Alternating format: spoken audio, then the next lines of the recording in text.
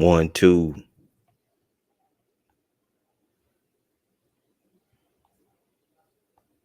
One, two. Yeah. Yeah.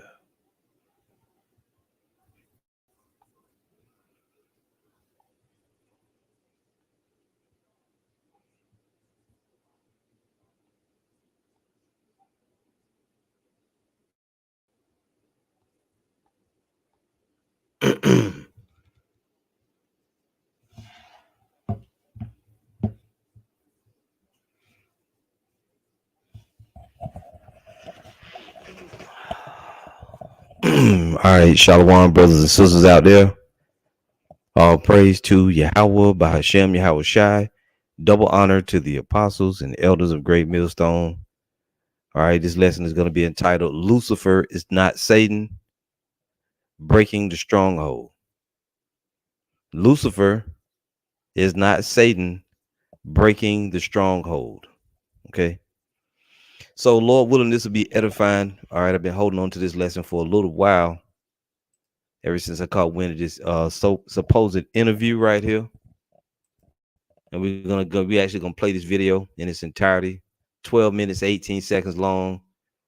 It's entitled Interview with Lucifer. All right. And we got scriptures on deck, of course. And I even brought up an article I've been saving and holding on to it for a while. Like I said, I've been planning to do this lesson for a few months, really. I thought I would have hold tight. I thought I would have gotten to it by now, but things come up. A lot of bug outs, a lot of weirdos, a lot of other things going on in the truth. And this is a lesson of edification. And this is for the brothers and sisters that's serious about the scriptures, not people who want to go after fairy tales. Okay. All right. So this is a lesson of edification, as we said. Now, one of our main jobs in the truth is breaking down these strongholds. Now, again, I'm showing this on the screen, and I'll give out the link to it as well. The people in the Baptist church, not Baptist church, the people of Christianity has lied to the whole world about who Lucifer is, or that word Lucifer, about who Satan is. Okay. Satan is a spiritual demon, Satan, also called the devil in some places in the Bible, right? Lucifer is not the spiritual demon Satan. I'm just going to say that right up front. Lucifer is the representation. The word Lucifer is only found in one place, by the way, in the whole Bible. Let's go and look at it. Lucifer is the word Lucifer is the representation of the upper echelon of the Edomites, which is the ruling elite. Some call them the 1% or the elites. That's who Lucifer really is referring to. Okay, the illuminated ones, the Illuminati, the light bearers, the keepers of the light. And you can do a word search. If you put in the word Lucifer in the Bible, you find one verse, and people use this verse, and it's been used over and over for the church to talk about the spiritual demon Satan, and it has nothing to do with the spiritual demon Satan, other than the fact that it's his people in the spirit, the Edomites. That's who it's really referring to. But we'll get into all of that later on. That's the only place you find it in the Bible. That's the only place you ever see the word Lucifer in the whole Bible. So let's start in we're gonna go right here. We're gonna start in 2 Corinthians. All right. So this is 2 Corinthians chapter 10, 2 Corinthians chapter 10. We're going to start at verse 1. Now it says at the top, Paul describes himself. It says, "Now I, Paul, myself beseech you by the meekness and gentleness of the anointed, who in presence am base among you, but being absent am bold toward you. But I beseech you that I may be bold, that I may not be bold when I am present with that confidence, wherewith I think to be bold against some which think of us as if we walked according to the flesh. For though we walk in the flesh, we do not war after the flesh." What does that mean? This is a spiritual battle, right? Everything plays out from the spirit through the flesh. When you see The spirit, when you see individuals acting a certain way, whether to the in a righteous sense or evil sense, it's all spirits. When you see us preaching the truth, we teaching the truth, we doing these lessons, what force is behind that? That's the Holy Spirit. That's the forces of good working in our lives to fulfill the purpose of the Heavenly Father. When you see people come against that, what force is that? Those are the forces of evil. Satan trying to stop us, right? And we say Satan lightly, but it's the Heavenly Father who controls Satan, controls the spiritual demon Satan, right? On the left hand side, the Most High allows Satan, he uses him as one of his evil henchmen. Okay. It's not Satan versus the Heavenly Father. It's everything is all the Lord, it's all the Almighty.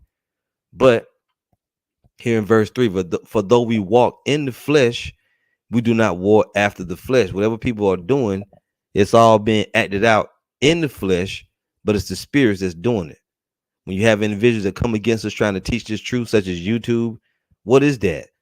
The purpose of the Heavenly Father is for the gospel to get preached. So anybody coming against that, the spirit behind that is the spirit of what? The spirit or forces of evil, the spirit of Satan, as it were.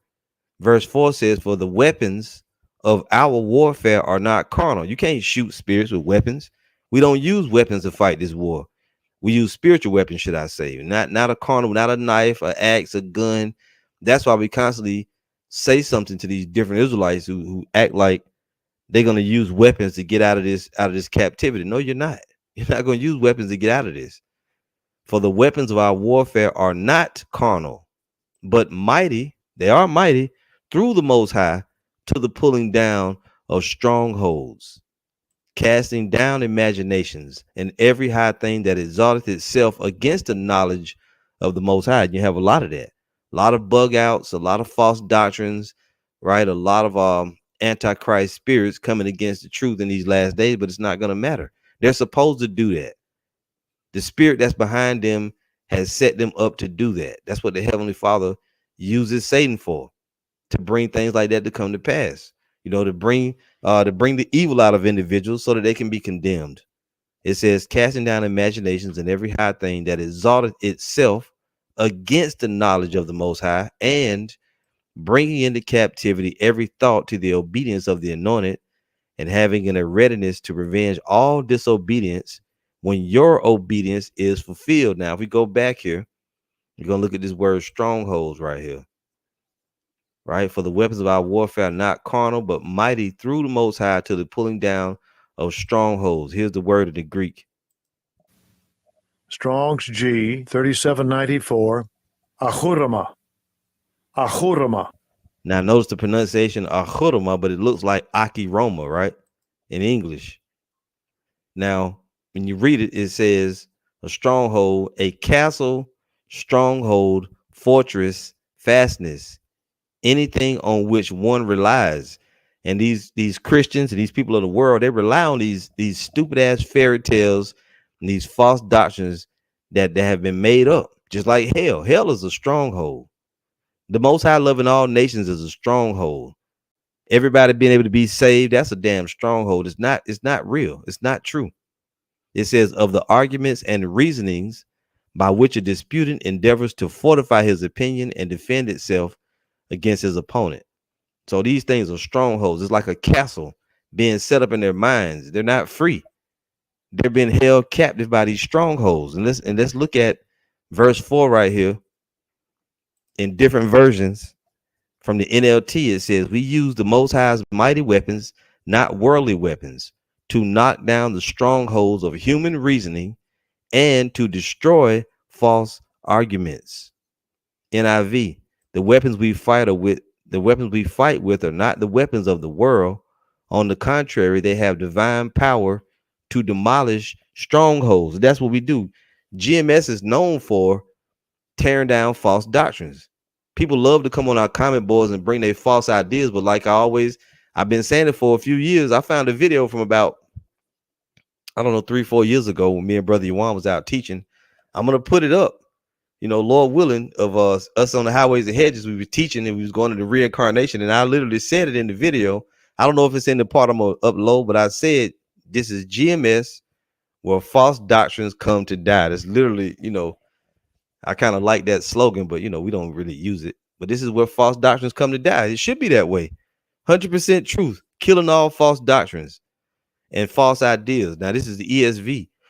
For the weapons of our warfare are not of the flesh, but have divine power to destroy strongholds. CSB, since the weapons of our warfare are not of the flesh, but are powerful through the Most High for the demolition of strongholds, we demolish arguments. That's what we do. We demolish arguments. And I don't know what happened. It was right here. We demolish arguments. Um, mm, that's good enough. And I actually got the Good News translation on it as well. Let's grab that. See if we can bring that up. And I see some good scriptures from the brothers. We may get a chance to read them. I'm going to go to the Good News translation or the GNT, 2 Corinthians.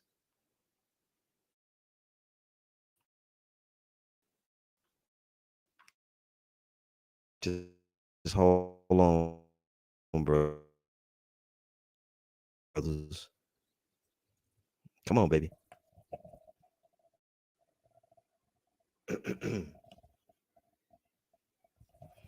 All right, Salakia. So yeah, this is 2 Corinthians 10. I'm gonna go right to the point. 10 verse 4. It says the weapons we use in our fight are not the weapons, are not the world's weapons, but the Most High's powerful weapons, which we use to destroy strongholds. We destroy false arguments. See, this spiritual water we fight and we destroy false arguments. That's why we say we're teaching the truth. This is the truth of the Holy Bible. This ain't what the world's been teaching people. They haven't been teaching people. Can we get that scripture, brothers, where it says whom the world cannot receive, the spirit of truth whom the world cannot receive? Again, the weapons we use in our fight are not the world's weapons, but the Most High's powerful weapons, which we use to destroy strongholds. We destroy false arguments. We pull down every proud obstacle that is raised against the knowledge of the Most High. We take every thought captive and make it obey the anointed fire. You see, so that's part of our job. It's part of the job of the prophets of the Heavenly Father. You see, tearing down strongholds, false arguments. That whole shit about we just stay in our lane, we just let the people believe what they want. Fuck that. We don't do that. We bring out the real truth. We see a false argument, we jump on that shit and tear it to shreds. You know, if you the type of person, if you're saying you're a man of the Lord and you see false doctrine being taught and it doesn't annoy you to the point where you got to jump into action, you ain't of the elect, man. You ain't no man of the Lord. I almost said it. you a faggot, man. Okay. This is a Zonomoth, Ephesians 6 and 12. For we wrestle not against flesh and blood. There it is. But against principalities, against powers, against the rulers of the darkness of this world, against spiritual wickedness in high places. And these false ass doctrines these people follow, you're gonna go somewhere and burn for all eternity. You be in there, like I be saying at camp. I make fun of that shit. You're gonna go somewhere and burn for all eternity. You can barely stand to burn your finger. You baking something in the oven, you going to get it. You got to use an oven mitt. It's so damn hot in the oven. Can you imagine having to be someplace burning for all eternity, never to burn up? You just feeling the sensation of burning forever. That shit is stupid, man. It's unmerciful. It's unreal, and it doesn't exist. But these people, they're going to continue to say that. They're going to continue to say the little stupid shit. But even after the night, watching Jake come on the comment, oh, brother, you got it wrong, brother. Lucifer, there ain't no fucking Lucifer other than the so-called white man, Esau, the illuminated ones. You never find that in the scriptures anywhere. And then all this stupid shit about Satan was an angel. He was standing beside it. Now, Satan is an angel. But he was standing beside the Most High throne, and he got jealous. He was in charge of music. Then he tried to take over the Lord thrones, and the Most High got mad at him trying to... He kicked him out of heaven. This nigga convinced a third of the angels to go with him. Man, that's stupid shit, man. It's fairy tales. This shit make you... It's annoying. He's sitting there chilling beside the Lord. The Lord now, he know everything, but he didn't know this nigga was plotting. Yeah, I'm gonna get you out when you go to sleep tonight. You over there talking to the angels and drawing a play in the dirt. I'm gonna hit you, Azazel, with the 52 fake out. I'm gonna hit you with the button hook over here. All right, then after that, we're gonna go behind your house when he sleep. We're gonna get together. We're gonna get a couple of spaceships. We're gonna fly out of here. Just shut up. I'm tired of being good. I don't want to be good. Nah, that's a fairy tales, man. GMS in the Truth Orlando, Zechariah 4 and 6. Then he answered and spake unto me, saying, This is the word of the Lord unto Zerubbabel, saying, Not by might, not by power, but by my spirit, saith the Lord of hosts. This is how you defeat individuals, by the spirit of the Lord, man. Right? Right. Yeah, like bro, he was bumping Tupac. Most I got mad. No, Satan, I don't want to hear that shit. Don't play that earth music. Come on, Lord. Most High wanted to play classical, but he wanted to hear Tupac, so he got mad. Yeah, okay. Then he slid down the rainbow. There's a rainbow like a slide. He slid down to the earth and he took a third of the angels. They said they was tired of wearing white. They want to wear black from now on. That's stupid. Stupid. It's some shit of the world. The water brother. GMS Spiritual Arc, John 14:17. Oh shit. People gonna be so mad at us, but we poke fun at you because you're stupid, and we had to graduate from that. We used to believe in some of this dumb shit that people believe in. You know, it like the brother said, pure folly, man. Pure, you feel so stupid. I can't believe we was that stupid to believe it. Santa Claus, Tooth Fairy, Easter Bunny, the devil got a pitchfork that he stabs souls with. The pitchfork is real, but the souls are souls, and even though a pitchfork can't stab a soul, in hell it can. Yeah, right. John 14:17. Even the spirit of truth, whom the world could not receive, because it seeth him not, neither knoweth him, but ye know him, for he dwelleth with you and shall be in you. And another thing, they say you get these worms gonna crawl all over you in hell. The fire burning in the soul, but it don't burn the worms. What? Wait a minute, it don't burn the worm? No, the worms are spiritual worms. Your soul is spiritual, but then the fire gonna burn you. It give you the sensation of burning. Yeah, okay.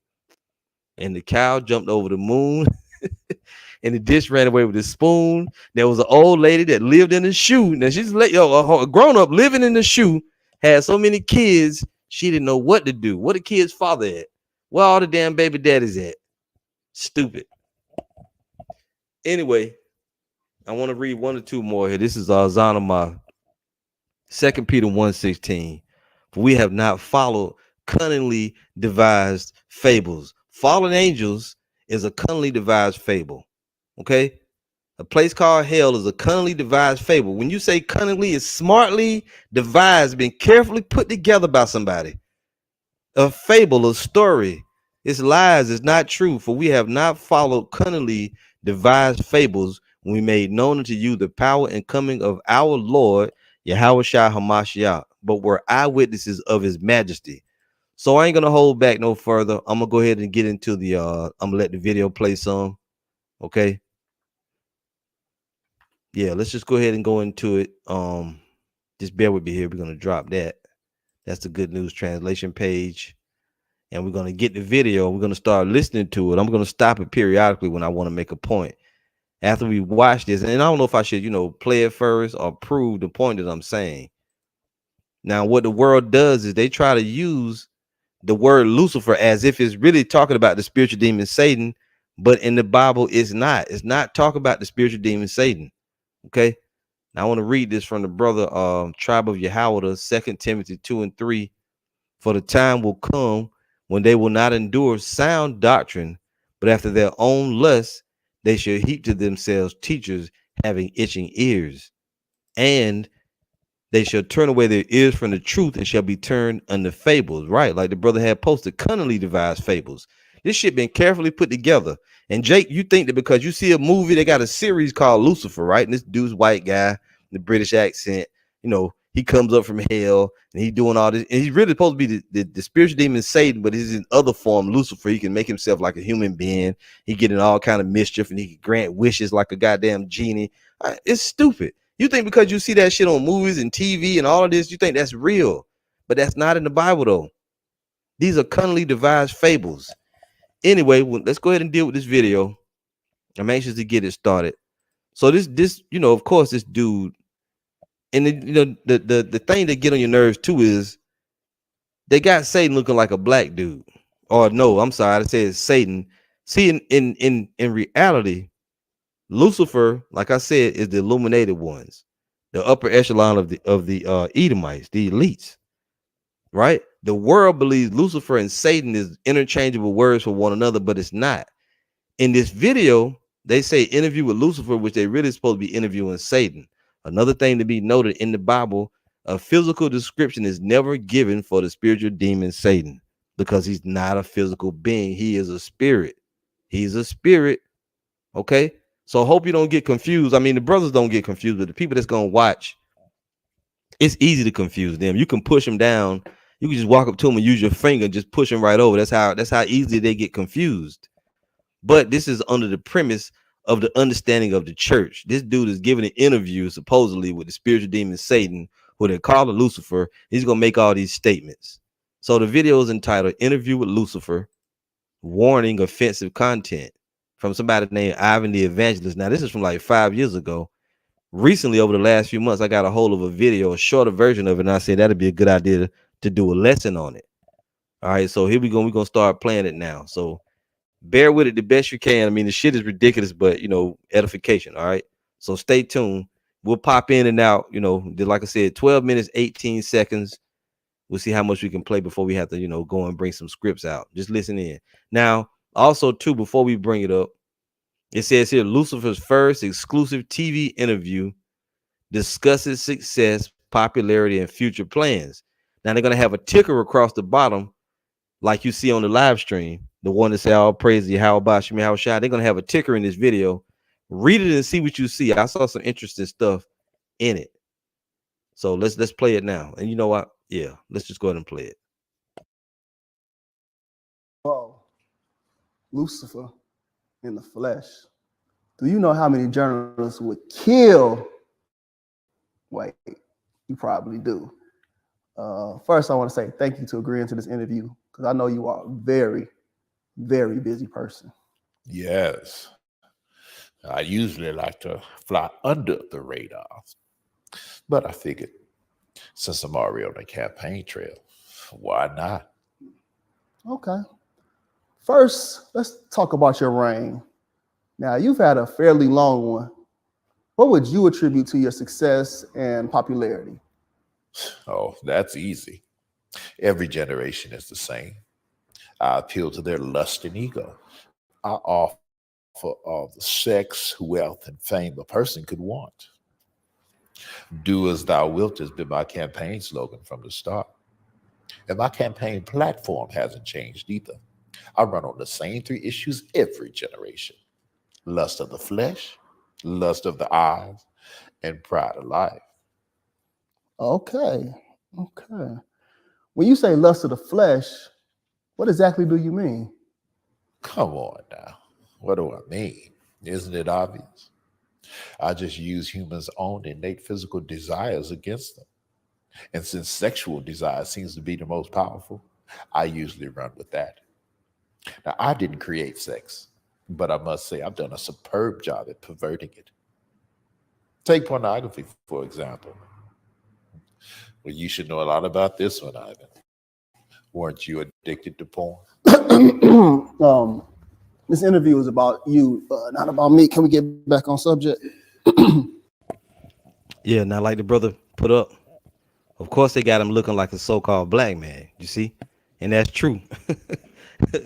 That's true, but we're gonna go ahead on and keep it rolling. Just wanted to pop in and say that. Keep listening. Now, where was I? Oh, yeah. What I do is gradually get someone addicted to porn. And once lust has had its full work and he and she can no longer restrain themselves, they usually look to act out their fantasies on someone. And sometimes that someone is a child. Now, my plan plays out perfectly. That abused child will eventually turn to a life of promiscuity and perversion themselves, allowing me to continue my vicious cycle. And here's the kicker. Many of those abused girls end up right in the porn industry. Now, how's that for irony? All over the earth, God is raising up a new breed of wealth builders. Salakia brothers. I didn't know that was gonna happen. Calf. The second thing you had mentioned, I believe, you said lust of the flesh, lust of the eyes. Can you elaborate? Humans are never satisfied. You always crave more. Bigger house, bigger car, more money, more power. The list goes on and on. I just take their natural ambitious desire, pervert it, and use it against them for their own destruction. My plan is to allow them to never be content. As long as I can keep them craving what others have, I can depend on them to argue, fight, even kill to get it. Humans are so easily tricked into jealousy. And you know what they say, jealousy is as cruel as the grave. Yes, I have heard that before. The last thing you had mentioned was, I believe, pride of life. Now, how does this fit into your campaign platform? Humans are always on a quest for knowledge. I tricked the first humans to seek carnal knowledge over godly wisdom, and it's worked like a charm every generation since. With more knowledge comes more pride, and you know pride is my specialty. And since humans don't like to keep God in their wisdom, I'm able to seduce them with all types of things to help puff up their ego. Now he said something true, right? Everything he said so far, he been pretty much on point. He said that in the beginning, the first humans, he was able to trick them with that carnal knowledge. He didn't mention that about eating no damn fruit. He got that right. Lately, fame has been my biggest seller. Who doesn't like attention and feeling more important than the next person? Once I make them famous, I can really use them to promote my agenda. With their help, I've convinced half of the world to not only accept sin, but to celebrate it.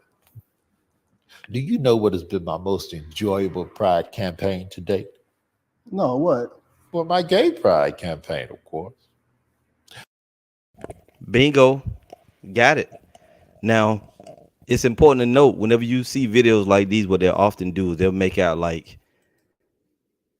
the celebrities are the ones, right? But what about the system that the celebrities are under? The people in charge of the system. He said he uses fame, but yeah, but how do you get famous? You got to go through certain individuals. See, it's always the individuals, but never the system. No, it's the fucking system. The illuminated ones run that system. They're the key components of Satan on the earth. Don't get me wrong. People do sin, they commit wickedness, but in order for you to be so-called famous, you got all these gatekeepers set up. They want you to do certain things. You got it. Sure, you got to worship Satan. But how do you do it? Who sets you up? Who's the people? Who's Satan's front men? The damn Edomites. It's their system. They run it. Can we get it, brothers? Job 9:24. That's one. If I see brothers post something that I could use, I'm going to read it, of course. Great scriptures, by the way. Right?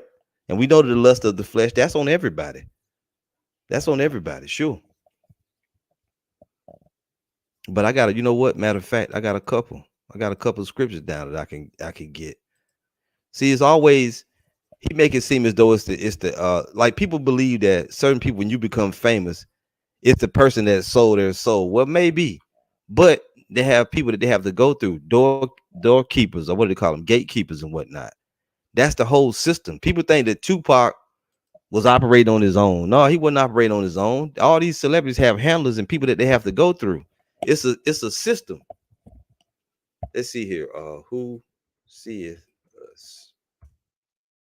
It's a whole system that people have to go through. It's a certain way. This is Isaiah 29:15. It says, woe unto them that seek deep to hide their counsel from the Lord, and their works are in the dark, and they say, who seeth us and who knoweth us? This is the hidden hand right here, right? The illuminated ones, the secret counsel of the wicked. Read it again. Woe unto them that seek deep to hide their counsel from the Lord, and their works are in the dark, and they say, who seeth us and who knoweth us? Now, an individual can worship Satan on their own, but when it comes particularly to Hollywood, the music industry, TV, right? Anything that dealing with fame, you get connected with these people and you go through them. You make your own independent choices. Yeah, I'm gonna join up with them because they give you a choice. They say, hey, we want you to do this, this, and this, but you have to push their agenda. This is where all that Baphomet shit and all them throwing them signs and the 3 6s and doing all that shit come in through. How do they do it? The illuminated ones. Now these low level people like Jay-Z, Beyonce, and these other these celebrities, these figureheads, they just people that they use them for their talents. Those people are not in the Illuminati. They're lesser illuminaries. The illuminated ones, Lucifer, the keepers of the light, they're they're the people that tell them what to do. And but it's a hierarchy set up though. Jay-Z ain't having lunch with the Rothschilds, okay? Beyonce ain't having lunch with the Rothschilds. There's certain people that are set up. Yeah, this is one I was looking for too. This is Tribe of Yahweh, the Psalm 64:2. Hide me from the secret counsel of the wicked, from the insurrection of the workers of iniquity. You got to get the other verse. You're gonna put that up, you gotta get the other verse. But that's it though. The secret counsel of the wicked, the same ones from Isaiah, who seeth us and who knoweth us. See, before you're gonna become a famous celebrity, basketball star, football, whatever. Well, I won't use athletics so much, but even that too. Before you go to that next level, you're gonna get visited by individuals. It ain't just, and it's all connected to the worship of the spiritual demon Satan. But in the flesh, who is it? In the flesh is a damn so-called white man Esau on some level. That's all it is. This is why you have what's known as one-hit wonders. You have a person come out with a record, everybody like the song, people love it, but then they get visited. They get that visit from individuals and say, well, hey, before you go to the next level, we need you to do this, this, and this. We want you to make this kind of song. We want you to put this kind of message in it. And you got to, agree to do these things. And the person say no, you might never hear from them again. That song might just phase out. Then you don't hear from them no more. But if they say, yeah, then you got your Lady Gaga, you got your Beyonce, you got your Jay-Z, you got your Rihanna, right? On and on and on. You don't get to that whole new level like that. You don't get to that whole next level unless you agree. That's why niggas love to holler about Tupac, the Illuminati killed him, this and that. Well, they might have killed him, but he worked for him. When you see that West Side W that nigga was throwing up, he's giving his allegiance. He's showing you who he worked for. When Biggie had that clothing line, 666s or 3 6s clothing, that nigga was a Satanist, man. That's why they wind up where they at. Okay, and that's just all it is to it. See, you're gonna have a bugged out Jake like this. Beyonce and Jay-Z are dead, they're clones. Go away, Mel Skippy. Go away. We can't deal with you. Your brain is mush. See, you worrying about dumb shit. Clones. Okay, where they get the souls from the clones that they put in the clones? Where's the souls at then? They take the soul out of Jay-Z. They don't have any souls. The souls belong to the Lord, man. Please don't come around us. Please don't come around us anymore. You just listen in the background, man. Okay. Yep, 3-6 Mafia. Yeah, and then what happened with 3-6 Mafia? You notice DJ Paul had to get that mannequin shit, that hand. His hand got all rotted off or something, man. Because that dude, they worship the devil. They telling you they worship the devil. Tear the club up. Yeah, okay. Tear the club up? Anyway, I don't want to get too far from me, That's right. The brother said Gangsta Boo dead.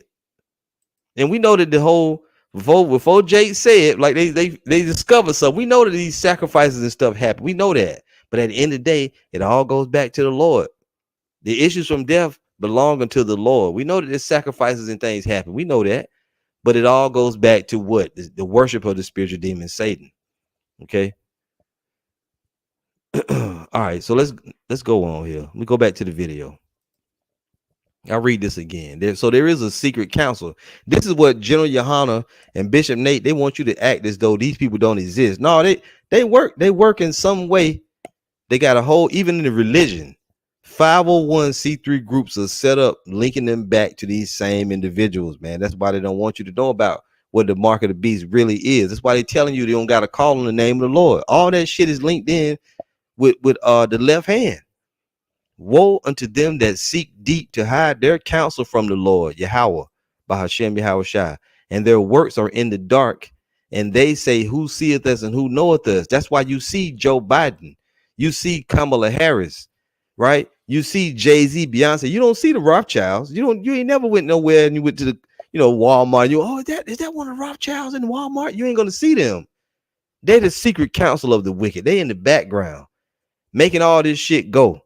They the ones that decide what style's gonna come. That's why when you listen to rap, what are you hearing? You hear filth, putridness, lewdness, you hear violence. That's what you hear because that's what they've decided they want to use to destroy Jacob. See that? When you listen to the so-called white people music, they got some, they got some shit too, but they're a little bit easier to corrupt because they're already wicked. They just do a little rock and roll, some throwing up the Baphomet sign, drinking blood, vampire shit. With Jake, you had to get real grimy and gritty because they want to take us out of our righteous nature. Can we get that scripture, brothers? Let's get that one. Matter of fact, Salaki, I'll just look it up.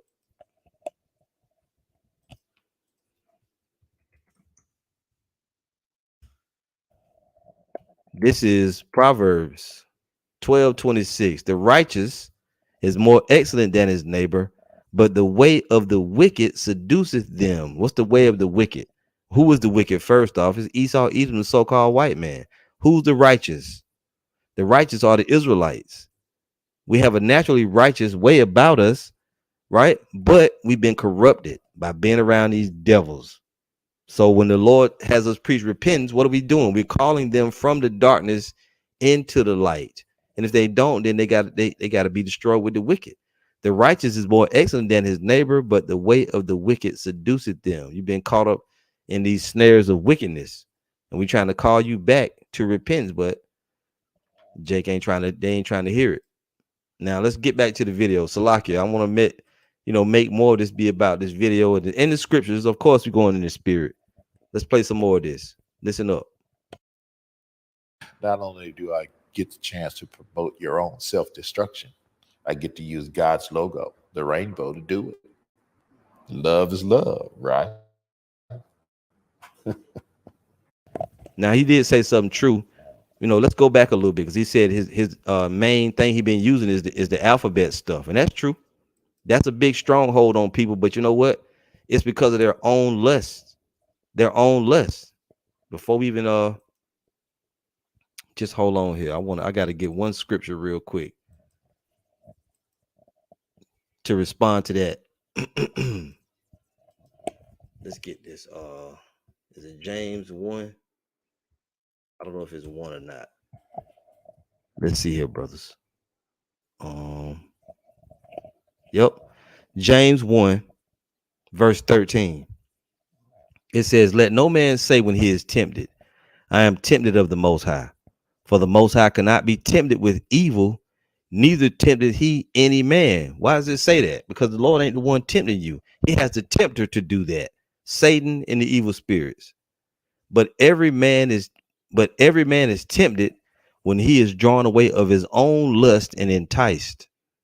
Then when lust hath conceived, it bringeth forth sin, and sin, when it is finished, bringeth forth death. So when people get ready to do things, most of the time it starts off as a thought first. You think about it first, then you put your hand to it, right? It may be something you're interested in, you thinking about it, and it's a suggestion in your mind. The spiritual demon Satan is very suggestive, Well, like he did in the beginning, or what really was it was a serpent, not Satan. It was a serpent, right? A cunning individual with the spirit of Satan on him, and come and give his suggestions. Did the Most High say you ain't supposed to learn about this? Why? He just don't want you to be smart like him. Why don't you go ahead and learn about it anyway, right? Just like now, you start trying to rationalize in your mind. You see a woman, the woman look good, but then you start talking to her, then you find out she got a dude already, but he locked up though. Then you start rapping, well, he ain't been taking care of the kids. He don't pay his child support. Fuck that. You can't be with the woman. You can't rationalize it. You gotta just flee. You gotta run away like Joseph did. You gotta run away sometimes. Don't try to think you stronger than evil spirits. You're not. But you can't get enticed by your own lust. Be careful. But to celebrate it. Do you know what has been my most enjoyable pride campaign to date? No, what? Well, my gay pride campaign, of course. Not only do I get the chance to promote your own self-destruction, I get to use God's logo, the rainbow, to do it. Love is love, right? Just real quick, the Most High don't have no logo. All right, that's just something that he said. My plan not only prevents you worthless humans from reproducing, it distorts the gender roles and allow me to bring all types of chaos and confusion upon your pathetic societies. This has been so successful, I've got men convinced they're women, and women convinced they're men, and some convinced they're no gender at all. And I've got 2 more Pride Initiative campaigns I'd like to introduce in the near future. Really? I'm guessing you probably want me to ask you what they are, right? Well, first, it's abortion pride. Now, I think we can pull this off. Society is definitely ready for it. I've enlisted to help a Planned Parenthood to work with marketing and promotions. And all we'll have to do is silence the so-called abolitionists and pro-lifers, because the rest of the church doesn't seem to care. And second is pedophilia pride. Now, society might not be ready for this one just yet, so we'll hold off. I need to desensitize them a little more before we introduce it. Okay. Let's change gears for a minute and talk about policy. Some may consider your policies destructive, dangerous even. What would be your response to that? What would you say to your detractors? All of my policies are aimed to do one of three things: either steal, kill, or destroy. And if it's not doing one or all three of those things, then it's not in my agenda and I'm not promoting it. Okay. So what he just said was John, I believe is it John 10:10? The thief cometh not but to steal, kill, and destroy. Right? Now it's important that when you read these certain scriptures that you understand in the proper context who it's talking about. Like this brother put up, be like-minded, right? Revelation 12:9, and the great dragon was cast out, that old serpent called the devil and Satan, which deceived the whole world. Who is this talking about? It ain't talking about the spiritual demon Satan. He was cast out into the earth and his angels were cast out with him. And the spiritual connotation is dealing with what? It's dealing with the so-called white man, his military, and all of that. Because when you go, I think it's verse 7, the war in heaven is going into the war that these people going, they Space Force, the people of this earth are going to try to fight the Lord and the angels. See, it's very important that you understand when you see these words, devil, Satan, and all of that, you got to know sometimes Satan is talking about the spiritual demon Satan. Other times it's talking about people of the earth, the rulers of this world, right? And the angels are what? They're militaries. Anyway, let's keep going. I just wanted to mention that because sometimes, you know, these scriptures, when they come up, Jake you gotta know, right? Just like this. Now, the same brother put this up, be like-minded, Isaiah 32:5. The vile person shall no more be called liberal, nor the churl said to be bountiful. This is talking about people on the earth, right? People on the earth. GMS Spiritual Arc, John 10:10. The thief cometh not but for to steal and to kill and to destroy. And you have literal thieves on the earth right now, killing, stealing, and destroying. Who did that?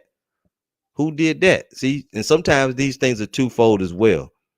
See, like we talked about in the beginning, and whenever you have action, you always have something behind that action. Sure, the spiritual demon Satan wants to cause chaos, but how is he doing it? He uses flesh to do it. What flesh is he using the most to do that? You already know.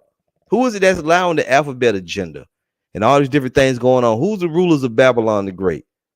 See, who allows individuals to come along and make these movies and make porn and make these industries and do all that? Who made gangster rap popular? Sure, you use a few nigga ass rappers. They got the talent. They created it. They wrote the words, but who was the force behind it? Who allowed it? And who put them on? Who puts the money? Who funds it? Who pushes it out? Who puts the weapons in the neighborhoods? You see, you got to see all that. Like the old saying goes, the greatest trick that the devil ever pulled was to convince the world that he didn't exist. The whole time they got you thinking it's this other evil being, and it's them the whole damn time, right? Anyway, let's get back to it. It's a certain point I want to get to in this video. You said that. It seems as if you promote your agenda differently to different ethnicities. Oh, hold up. I see a scripture brother put up. That's the point I want to get to in the video. Show you how weak Jake is. This is it. Salvation of the elect. 2 Thessalonians 2:3. Listen close. Let no man deceive you by any means, for that day shall not come except there come a falling away first, and that man of sin be revealed, the son of perdition. Who is that? The son of perdition is Esau, Edom, the so-called white man. That's who that is.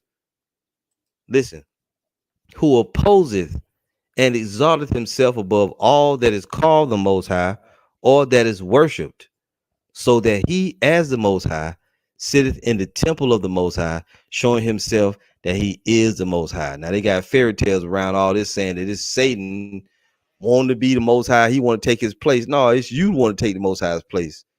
That's why you want to chip people.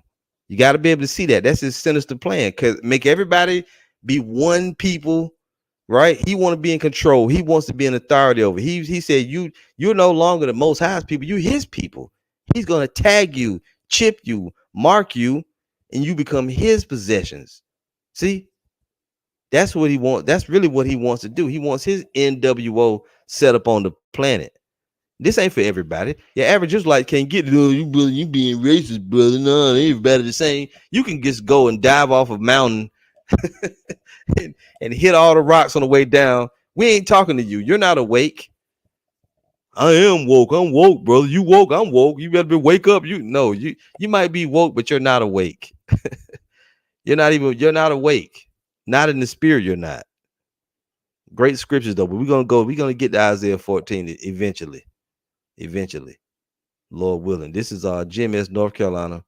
Proverbs 4:7. Wisdom is the principal thing. Therefore, get wisdom, and with all thy getting, get understanding. That's what you got. You got to get understanding. These strongholds have to be cast down. Must be cast down. The chains got to be broke off your mind. Let's get back to this. Excuse me there. Let's go back a teeny bit. Where we at? Okay. I'm happy you said that. It seems as if you promote your agenda differently to different ethnicities. If so, why? Of course, I'd be a fool not to. Take black people, for instance. As a people, they're super spiritual. So I can't really convince them that there is no God. What I have been able to do as of late is convince them that he's not the God of the Bible. Now, I've been real successful at promoting black consciousness and Islam in their communities. What about Christianity? Did Christianity do nothing wrong? That ain't wrong. What about white Jesus? What about the people in Israel being the Israelites? What about that? You ain't gonna mention that? Hold on, bro. We're gonna go back to that. I want to play that again. I've been real successful at promoting black consciousness and Islam in their communities. I'm so happy you mentioned black people. It seems as if we've been at the very top of your agenda for quite some time. Why is that? A few reasons. Black people help me reach the masses. Now, as you know, I was over music in heaven. My beats were so dope, I got over a third of the angels to follow me. There we go. Boom. You see it? So a couple of things here. Obviously, this dude, Ivan the Evangelist, he don't know shit. See? The same tired, weak, watered down bullshit. My beats was so dope, I convinced a third. So let me get it straight. The supreme being of all, he was so simple that his angels was able to be convinced by some fucking music to go against their creator. Is that what you're trying to tell us? But see, Jake is using that because he learned that from the world, man. He don't know no better. He's a bug out, a weirdo, man. But in all of that, black people, he never say who you really come from, none of that. He admits the fact that we're more spiritual than all the people on the earth, and he uses us, right, or uses them, but not that you have a special place with the Lord. Because if you let this nigga tell it, we all equal. Wait a minute. I thought we was the most spiritual people. You can't convince us that there's no power. Okay, why? Why? For what reason? This is why you have to, you have to go. Yep, that's right. That false doctrine is going to come out eventually. He'll say everything right, but when you get to that, he throws you a damn, he throws you a knuckleball. Let's go back a little bit here. I'm going to let him go into the false doctrine part. It seems as if we've been at the very top of your agenda for quite some time. Why is that? A few reasons. Black people help me reach the masses. Now, as you know, I was over music in heaven. My beats were so dope, I got over a third of the angels to follow me. And once I got here to the earth, I needed artists and entertainers to help me promote my message here. Who? See? So it's the artists and the entertainers. It ain't the system. Well, wait a minute. How did you link up the artists and the entertainers? Who paid them? So let me get it straight. You can be a rapper, and you can come along and Leor Cohen assign you to a contract, but then when it come time for you to deal with Satan, Leor Cohen ain't nowhere around. It's just you and Satan one-on-one. It ain't they witches and warlocks. It ain't the record labels who are ran by these issues, these 1948ers. It ain't them. It's not their system. It's not their plan about how you get linked up with it. It's just you writing your lyrics. You wrote your lyrics so dope, Satan, you conjured up Satan in your living room and you talked to him, and then he gave you the money. Nah, you go through these people. You go through these people, man. That's how you do it. And how? Why? Because they're the figureheads. They're the children of the spiritual demon Satan. This dude, man. Cry now, laugh later. I'm gonna say this to you. You've been on the comment boards for I don't know how long. When you gonna do some lessons, man? Right? Will you forever just on the comment board forever? Nobody ever seen you. You gonna do any lessons? You gonna ever go out in the highways and preach? You just on the comment board perpetually? You're supposed to be trying to come up on a higher level, man. Right? Yes, you're supposed to be trying to come up on a higher level. No, it ain't no goddamn iced tea, man. What difference do it make? Let's get back to it, brothers. And we're gonna let him say that again. Then we're gonna launch off and find out, is that true?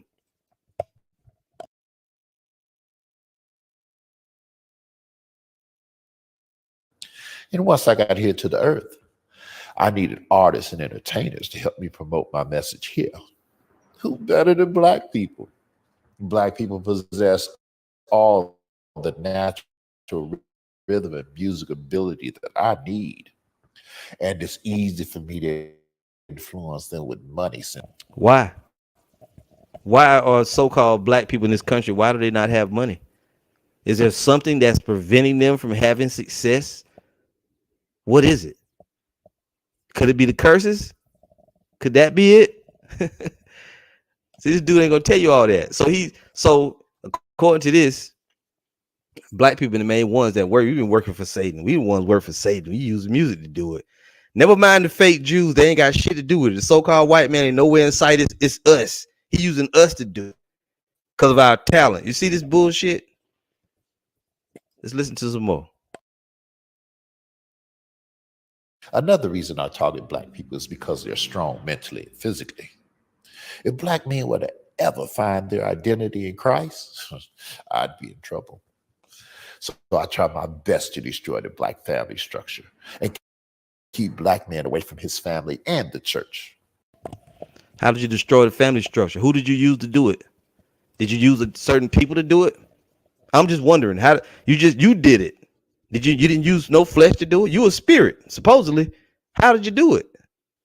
Let's deal with his thing when he said he was over music. We'll come back to that because this is a thing that we hear often. It's not true. Okay, it's not true. I'm going to show you a couple of scriptures that they use when they try to say that. Okay, first let's go right ahead and go to Isaiah 14. Oh shit! Look at this shit. Look at this. Hold on, brothers.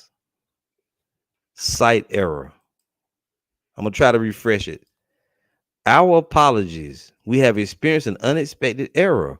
We have collected the information about the error and forwarded on to the programming staff so that they can look into the problem and help prevent errors like this in the future.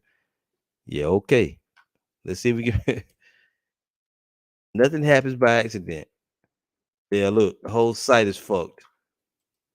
Let's see if it's on the other. Yep. So the Blue Letter Bible right now is not working.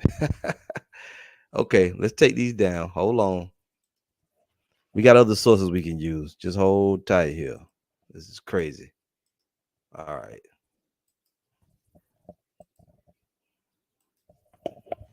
The site error. Yeah. All right. New tab. Let's see. Let's try Blue Letter again. Give it another chance. Okay, it's to say it's back. Isaiah 14. Nope, it's not back. All right. We'll just go here. Let's go to the King James.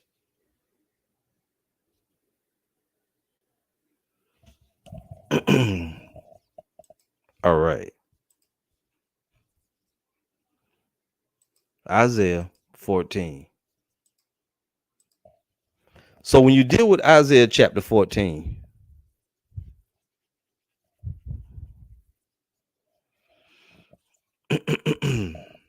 right, this whole chapter, none of it is dealing with the spiritual demon Satan.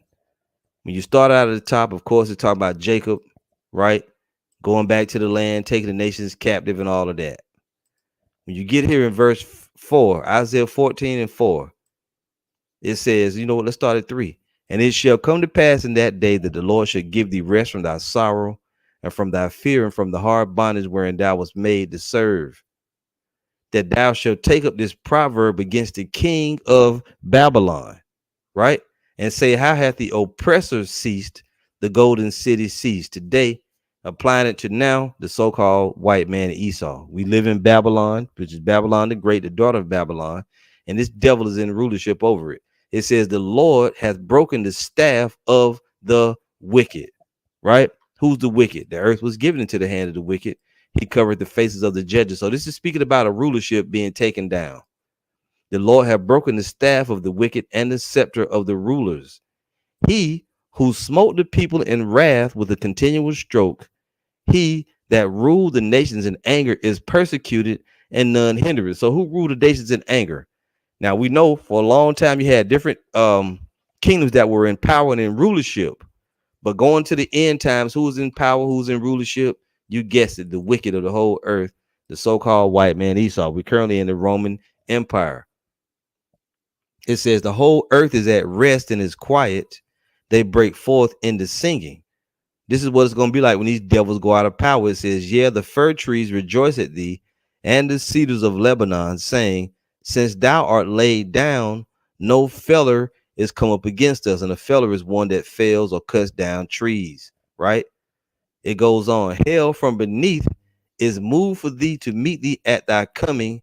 It stirreth up the dead for thee, even all the chief ones of the earth. It hath raised up their thrones, all the kings of the nations. So obviously not talking about a place called hell. It's talking about a hellish condition. If we go to Isaiah 47, if we can go there real quick, just bear with me 1 second. When it says hell is raised up to meet thee at thy coming, it's talking about your throne being taken away, your rulership being taken out of the earth. Isaiah 47 and 1, come down and sit in the dust, O virgin daughter of Babylon. Sit on the ground, there is no throne, O daughter of the Chaldeans, for thou shalt no more be called tender and delicate. See, it's going into their empire being taken down, their rulership being taken away. That's what it was literally going into. Back in, oh gosh, Isaiah 14. Yeah, and that's a great scripture from Salvation of the Elect. Salvation of the Elect, Psalms 137 and 7. Remember, O Lord, the children of Edom in the day of Jerusalem, who said, raise it, even to the foundation thereof. You know, raise it as it tear it down, burn it down. O daughter of Babylon, who art to be destroyed, happy shall he be that rewardeth thee as thou hast served us. So it's talking about the daughter of Babylon, and it mentions here the children of Edom, right? What does the children of Edom have to do with the daughter of Babylon? They rule the daughter of Babylon. Going back to Isaiah 14 now. And we're trying to get down to the latter verses. Just had to establish who it was speaking of. It goes on, it says, let's read verse 9 again. Hell from beneath is moved for thee to meet thee at thy coming. It stirreth up the dead for thee, even all the chief ones of the earth. It hath raised up their thrones, all the kings of the nations. All they shall speak and say unto thee, art thou also become weak as we? Art thou become like unto us? What happened with the other thrones of the nations? They was brought down. Egypt ruled. Where is it now? Brought down. Medo-Persia ruled. Where is it? Brought down. See, in America, Babylon the Great, right, which is the last leg of the Roman Empire, is going to be no different. It's going to be brought down. Thy pomp is brought down to the grave, and the noise of thy vials, the worm, which represents corrosion, is spread under thee, and the worms cover thee. You're going to be brought down to a corrosive, corrupted state. Now you go to verse 12. How art thou fallen from heaven, O Lucifer? What's heaven? Rulership. How are you fallen out of your rulership, O illuminated ones, O Lucifer, son of the morning? How art thou cut down to the ground, which didst weaken the nations? Even now, putting sanctions on people, causing wars, doing all kinds of stuff. Listen further. For thou hast said in thine heart, I will ascend into heaven. I will exalt my throne above the stars of the Most High. The stars of the Most High are the Israelites. A woman crowned with 12 stars, Revelation 12 stars on her crown, which is the Israelites, the 12 tribes. I will sit also upon the mount of the congregation in the sides of the north. I will ascend above the heights of the clouds. I will be like the Most High. This is where they get that lie from. Satan tried to be like the Lord. They use the word Lucifer because it's here. It says Lucifer here, but this ain't talking about the spiritual demon Satan. As we go on, it becomes obviously apparent. It says, yet thou shalt be brought down to hell, to the sides of the pit. You're going to be brought down to a low estate. You see, you're going to be brought to tribulation. You're going to be brought to ruins. Listen, they that see thee shall narrowly look upon thee and consider thee, saying, is this the man? It doesn't say, is this the angel? Is this the demon? It says, is this the man? A group of men. Is this the man that made the earth to tremble, that did shake kingdoms, that made the world as a wilderness and destroyed the cities thereof, that opened not the house of his prisoners? Quick question to any person that say that Lucifer is talking about the spiritual demon Satan. Show us any cities where the spiritual demon Satan destroyed them, made the world as a wilderness. Where's the prisons that Satan owns where he's locking people up? What's the number one prison population on the whole earth? Who owned the private prisons? Who built the prisons? Who is it locking up Jake at a record number? It's the so-called white man Esau, man. This stronghold, you keep talking about Lucifer, the spiritual demon Satan, you got to give that shit up. Even Israelites in the truth. One guy on the comment board a while back arguing up and down, no, it's talking about the spiritual demons. You dumbass. Satan ain't got no land. He ain't got no people. He don't own no prisons. No, the prison talking about under the earth. Nope, can't find that anywhere. That's not in the Bible any place, and you'll never see it. Right? Isaiah 14 and 17 again. Let's start back at 16. They that see thee shall narrowly look upon thee. You're going to be able to see the spiritual demon Satan. Why you ain't never seen him yet? Is he walking around somewhere with a red robe on and a pitchfork and that goddamn vampire cape, but it's red silk? No, it's not. It's the illuminated ones, and they're going to be brought down to a low estate. They that see thee shall narrowly look upon thee and consider thee, saying, is this the man that made the earth to tremble, that did shake kingdoms, that made the world as a wilderness and destroyed the cities thereof? How? Through shock and awe, through bombing campaigns, through wars, chopping down the trees, and all the stuff that they've been doing to the planet. This is how they made the world as a wilderness and destroyed the cities thereof, that opened not the house of his prisoners. Number one prison population. And I'm gonna hit you with something else. Let me see if I can get the blue letter back up first. Y'all just bear with me here. I'm gonna see if it's gonna work. Revelation 2. Yeah, so now it's seemingly working now. Look at this real quick. Since it mentioned that open out the house of his prisoners, right? Check this out. Revelation 2. Let's go to verse 10.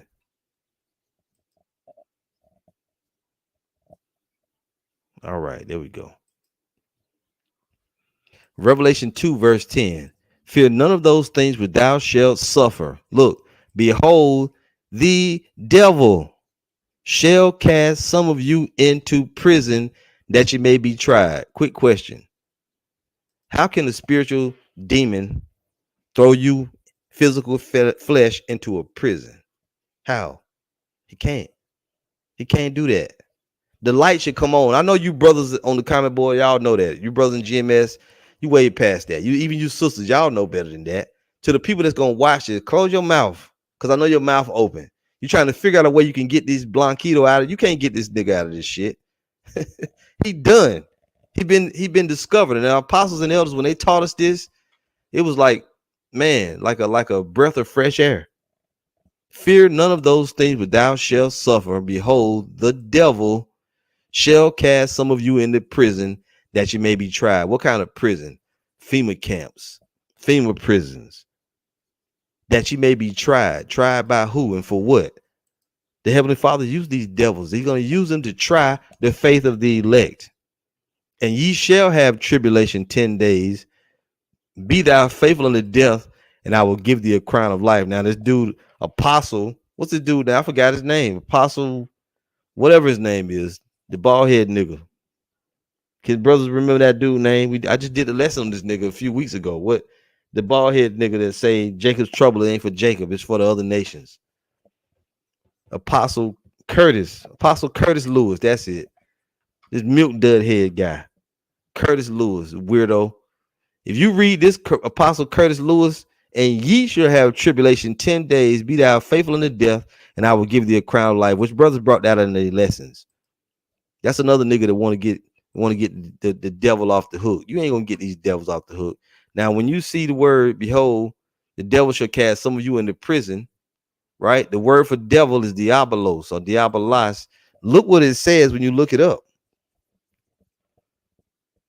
It says devil, false accuser, slanderer, prone to slander, slanderous, accusing falsely. You know how many Jakes locked up that got accused falsely? And who was it that accused them? It's a spirit behind it, sure. But who does the spiritual demon Satan use more than any other people? The so-called white man Esau, because they're the children of Satan in the spirit. A calumniator, false accuser, slanderer. Check this out. Metaphor applied to a man who, by opposing the cause of the Most High, may be said to act the part of the devil or to side with him. See that? They are opposing the cause of the Most High. Just like we preach the gospel, they try to take our videos down and try to make us out to be these terrible people, these bad guys. All along, this damn devil is doing all kind of wickedness. Number one bloodshedder on the whole planet. He got all the receipts for everything wicked going on that he did. He be setting up all kind of shit, but he mad at you. You got his nigga preacher saying that there's no difference between the KKK and the Hebrew Israelites. And that's ridiculous. Metaphor applied to a man who, by opposing the cause of the Most High, may be said to act the part of the devil or to side with him. And we know who that is. Now here it says a traducer, especially Satan, false accuser, devil, slanderer. So it is sometimes the spiritual demon Satan, but in this case, Satan ain't getting ready to throw you into no damn prison. Satan ain't built not damn prison. He ain't broke the ground on he ain't made no bars, none of that. These damn elites got that shit set up, waiting for the hour of martial law so they can try to get their birthright back, trying to kill Jacob. Fear none of those things, but thou shalt suffer. Behold, the devil shall cast some of you into prison, that you may be tried. There you go. This devil is behind this shit. He gonna try to cast a lot of us into prison. And it's written that it's gonna happen, but it is what it is. You got to go through that to get to the other side. So we'll do it. So back in Isaiah 14:12, again, when you read Isaiah 14:12, it ain't talking about the spiritual demon Satan. As you go down, Satan didn't do this. Isaiah 14:16, they that see thee shall narrowly look upon thee and consider thee, saying, is this the man that made the earth to tremble, that did shake kingdoms, that made the world as a wilderness and destroyed the cities thereof, that opened out the house of his prisoners? And you can't put that on the spiritual demon Satan, right? So Lucifer here is not talking about the spiritual demon Satan. If you watch this video and you ain't in the truth, you should never refer to Lucifer as a devil or the spiritual demon Satan, which you can call the so-called white man the devil. He is a devil of sorts. Now let's get the other one, Ezekiel 28.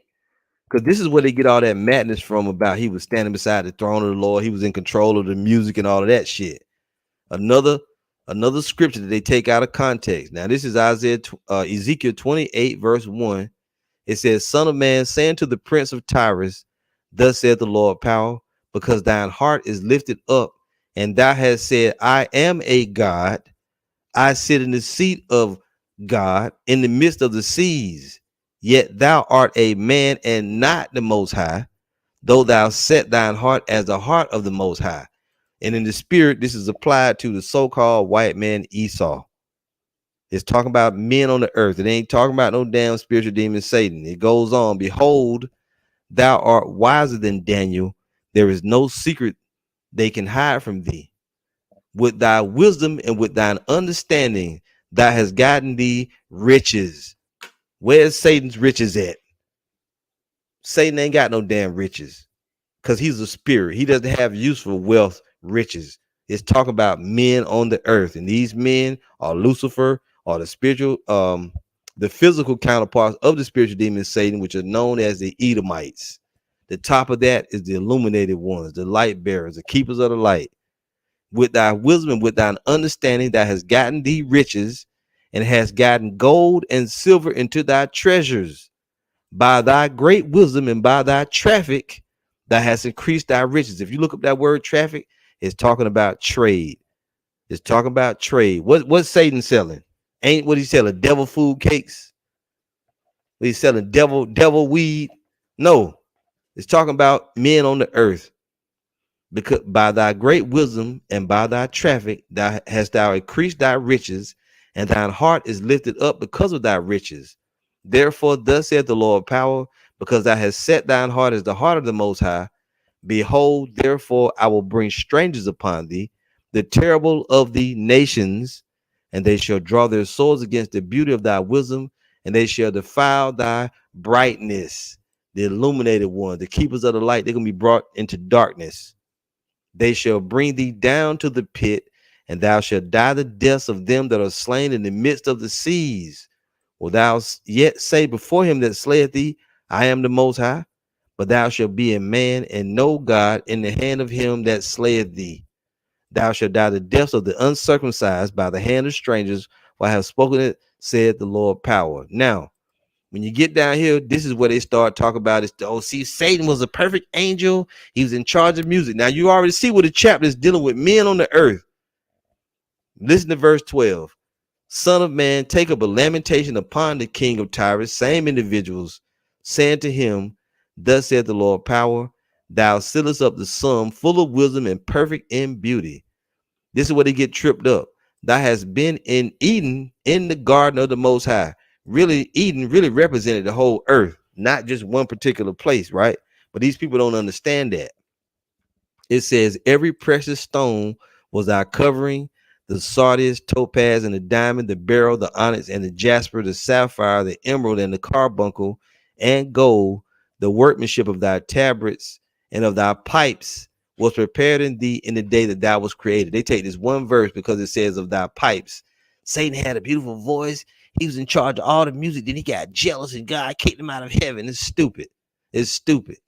It's just dealing with different various precious stones, knowledge and wisdom. Because look, the so-called white man got spiritual power on the left-hand side when it comes to what? Elements, right?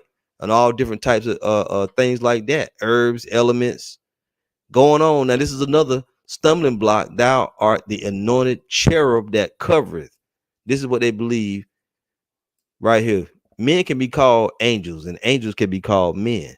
The anointed cherub that covereth, and I have set thee so thou was upon the holy mountain of the Most High. Thou hast walked up and down in the midst of the stones of fire. It's going to prove that it's not an angel, right? It's not talking about spiritual beings known as angels, even though this word cherub is here. Thou was perfect in thy ways from the day that thou was created till iniquity was found in thee. Listen, by the multitude of thy merchandise, they have filled the midst of thee with violence. Wait a minute. Because it said cherub, people will believe it's talking about the spiritual demon Satan, but it's not. It's still talking about the same individuals. That's all. Because what? Men are called angels as well. Let's go there real quick. Salakia. We're going to get a one quick precept. Just hold on. Let's prove what we're saying. Because really the word cherub, when you go into the Hebrew, if I'm not mistaken, it's the Hebrew word karawab, I believe, karawab, which is messenger. It don't always mean angel, like a messenger that's an angel. All right, so let's prove this. Men are called angels sometimes. Check this out. This is 2nd Esdras. Is it chapter 1? I think it's chapter 1. Let's see. Or is it chapter 2? Yeah, this is it. Second Ezra chapter 1, verse 38. And now, brother, behold what glory, and see the people that coming from the east, unto whom I will give for leaders Abraham, Isaac, and Jacob, Osias, Amos, and Micah, Joel, Abdias, and Jonas, which are all prophets, right? Nahum and Habakkuk, Sophonias, Aggius, Zachary, and Malachi, which is called also an angel of the Lord. Because why? We're messengers. The prophets are messengers. Just like you have a messenger or the son of perdition is a messenger of evil and wickedness. That's all it is. It's just you can't get caught up on those words, but the whole world get caught up on them words. And the so-called white man use that to deceive you, make you think it's talking about it. The spiritual demons say that he was up there in the heavens and the Lord got mad and kicked him out of heaven because he tried to take over his throne. That's ridiculous. As it goes on, it's going to call him again a covering cherub. Ezekiel 28, verse 15. Thou was perfect in thy ways from the day that thou was created, till iniquity was found in thee. By the multitude of thy merchandise. What kind of merchandise the spiritual demon Satan got? None, because it's not talking about him. They have filled the midst of thee with violence, and thou hast sinned. Therefore I will cast thee as profane out of the mountain of the Most High, and I will destroy thee, O covering cherub, from the midst of the stones of fire. Notice the word here, key word. I will cast thee out as profane. Who is that? Who's profane? Hebrews 12. Hebrews 12:16. Lest there be any fornicator or profane person as Esau, who for one morsel of meat sold his birthright. For ye know how that afterward, when he would have inherited the blessing, he was rejected, and his posterity with him. For he found no place of repentance, though he sought it carefully with tears. Profane, cast as profane. Now it's on the fritz again. It's okay. We got the few scripts that we needed. Just hold on, brothers.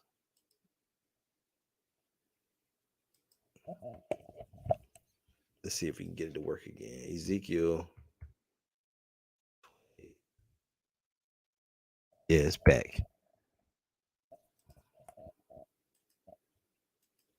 It's back. I got it.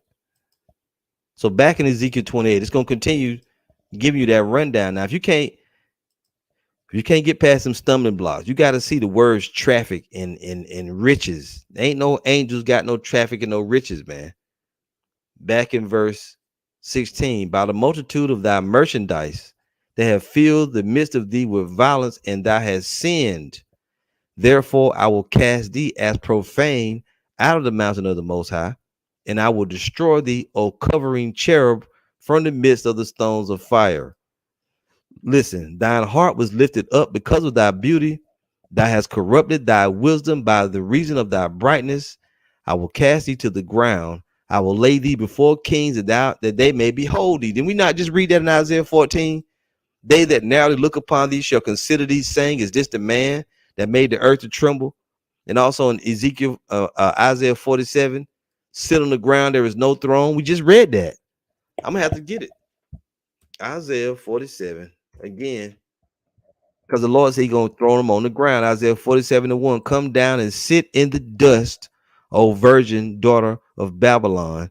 Sit on the ground, there is no throne, O daughter of the Chaldeans, for thou shalt no more be called tender and delicate.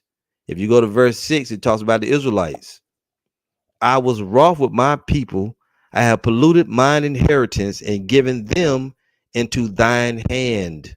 Thou didst show them no mercy. Upon the ancient has thou very heavily laid thy yoke. So in verse 1, it's going into the virgin daughter of Babylon. In verse 6, the Most High is saying he gave his people into the hand of these people. See it? It's so plain. This thing ain't going to keep messing up. Isaiah 14. Ezekiel 28. Yeah, so you see it giving resistance. All right, Ezekiel 14 again. I'm sorry, Ezekiel 28, excuse me. So here again, Ezekiel 28:17, thine heart was lifted up because of thy beauty, thou hast corrupted thy wisdom by reason of thy brightness. I will cast thee to the ground, I will lay thee before kings, that they may behold thee. Isaiah 14. Isaiah 14. I'm gonna jump here, verse.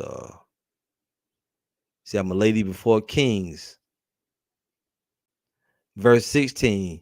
They that see thee shall narrowly look upon thee and consider thee, saying, is this the man that made the earth to tremble, that did shake kingdoms, that made the world as a wilderness and destroyed the cities thereof, that opened not the house of his prisoners? All the kings of the nations, even all of them, lie in glory, every one in his own house. But thou art cast out of thy grave like an abominable branch, and as the raiment of those that are slain, thrust through with the sword, that go down to the stones of the pit, as a carcass trodden under feet. See that? You're gonna be cast out of your empire. You'll be brought down to a lower state. Everybody gonna see you on the bottom, and they're gonna say, is this the man that ruled the whole earth? Mr. Esau, Edom? Ezekiel 28. I want to get one or two more things. Ezekiel 28:18. Look at this. Thou hast defiled thy sanctuaries by the multitude of thine iniquities, by the iniquity of thy traffic. Let's look up the word traffic right here.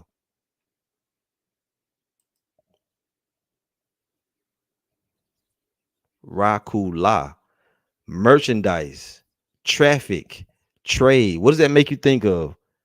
What chapter in the Bible would that make you think of? Revelation 18. Their traffic, right?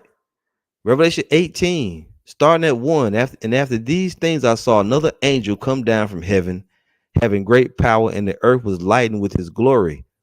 And he cried mightily with a strong voice, saying, Babylon the great is fallen, and has become the habitation of devils, and the hole of every foul spirit, and a cage of every unclean and hateful bird. So this is what this place is going to become, a lodging place for desert creatures, right? Listen further. For all nations have drunk of the wine of the wrath of her fornication, and the kings of the earth have committed fornication with her, and the merchants, what do merchants do? Buy merchandise, sell merchandise through what? Through traffic. And the merchants of the earth are waxed rich through the abundance of her delicacies. Let's get down here. Revelation 18:11. And the merchants of the earth shall weep and mourn over her, for no man buyeth their merchandise anymore.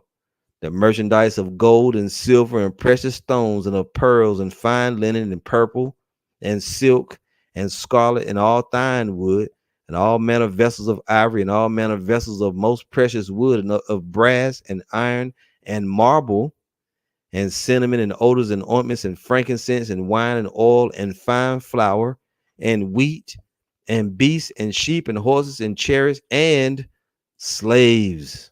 What? Slaves and souls of men. See that? So this is the place of the great traffic. And when you go back to Ezekiel 28, in the top, when it talks about the prince of Tyrus, in the ancient world, Tyrus was a great naval power, and their main thing was shipping and trade. That's why we know in the spirit today, Esau, Edom, the so-called white man. Look at this verse 4, Ezekiel 28:4. With thy wisdom and with thine understanding, thou hast gotten thee riches, and hast gotten gold and silver into thy treasures. By thy great wisdom and by thy traffic, thou hast increased thy riches, and thine heart is lifted up because of thy riches. Same thing that made them go off and sin. All that great. And the Most High set it up. It's all good. Ezekiel 28:18, thou hast defiled thy sanctuaries by the multitude of thine iniquities, by the iniquity of thy traffic. Therefore I bring forth a fire from the midst of thee, it shall devour thee, and I will bring thee to ashes upon the earth in the sight of all them that behold thee. How's the Lord going to do that? By bringing their own allies against them by nuclear destruction. That's how you're gonna bring that fire from the midst of them. That's it. All they that know thee among the people shall be astonished at thee. Thou shalt be a terror, and never shalt thou be any more. Going back to Revelation 18, and then we're gonna go back to the video.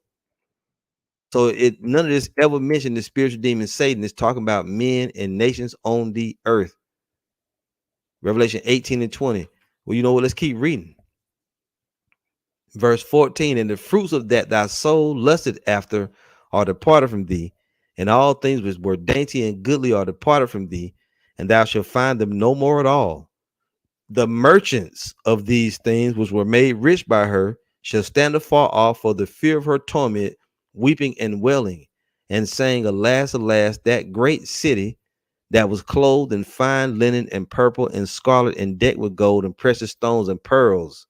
For in 1 hour so great riches is come to naught, and every shipmaster and all the company in ships and sailors and as many as trade by sea stood afar off and cried when they saw the smoke of her burning, saying, What city is like unto this great city? When they see the nuclear destruction of Babylon the Great.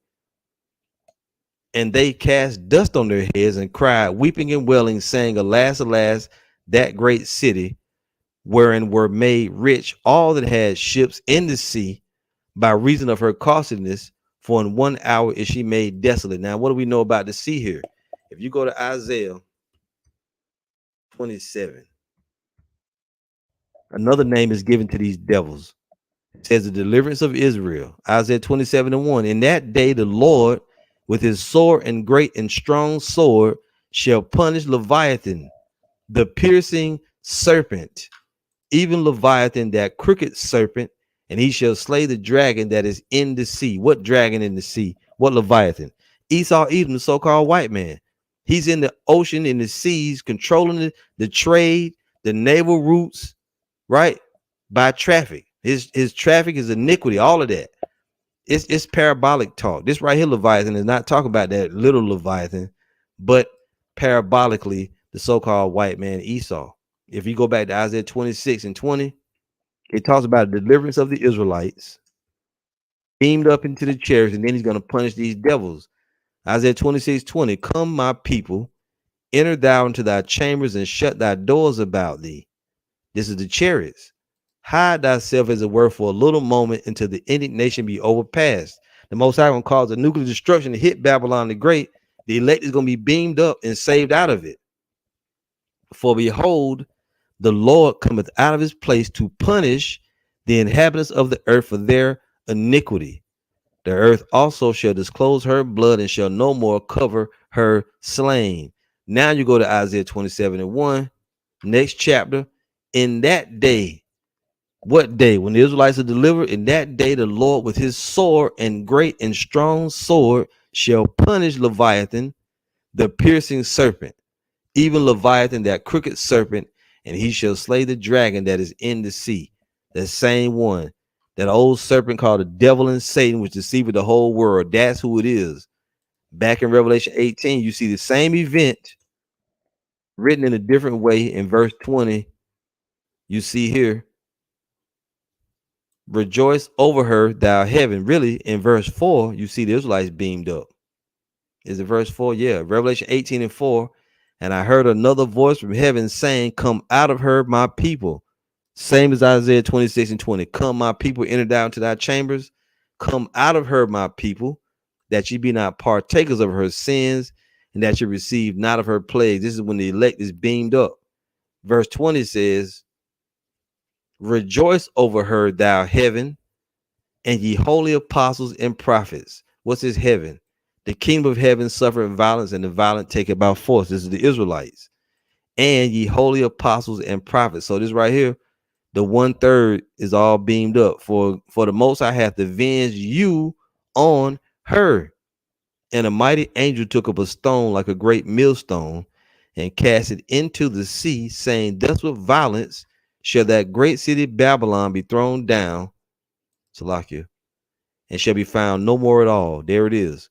The lake was beamed up. Then the Most High punished Leviathan, that crooked serpent that was in that dragon in the sea, telling everybody what to do. with their trade and with all of that. And how do we get over here? Trade, triangular trade, back and forth across the seas. These same devils, these same serpents selling us, doing all the stuff they've been doing. And the Most High gonna punish these devils, man. Great scriptures, brothers. I didn't even have a chance to even look. But let's go back to the video now. So that whole shit about Satan standing beside the Lord's throne, he was in charge of me. That's all bullshit. It's all bullshit, man. Never happened. Matter of fact, the spiritual demon Satan still goes back and forth from heaven back to earth, doing everything the Lord told him to do. That's what he's doing. Yep, that's fire. This is man, y'all got a great scriptures. This is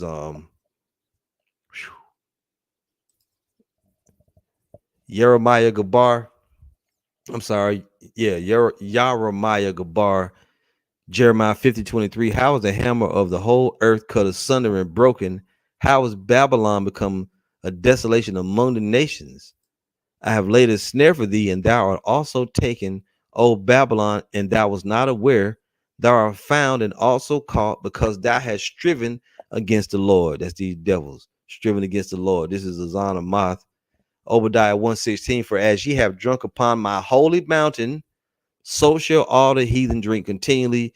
Yeah, they shall drink and they shall swallow down, and it shall be as though they had not been. See that? Jacob, Judah, Israel. Obadiah 1:21. And saviors shall come up on Mount Zion to judge the mount of Esau, and the kingdom shall be the Lord's. That's right.